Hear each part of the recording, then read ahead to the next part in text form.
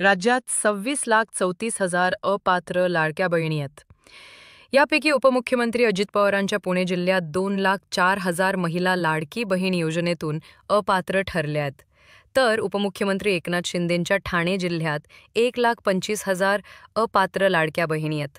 राधाकृष्ण विखे पाटलांच्या अहिल्यानगरात देखील 25,756 लाडक्या बहिणी अपात्र असून त्यांनी या योजनेचा लाभ घेतलेला आहे.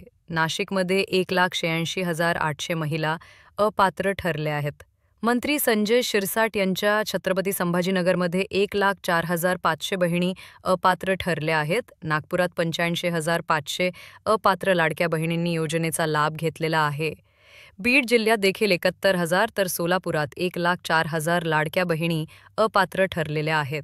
साताऱ्यात 86,000, अमरावतीमध्ये 61,000 अपात्र लाडक्या बहिणींनी योजनेचा लाभ घेतला आहे.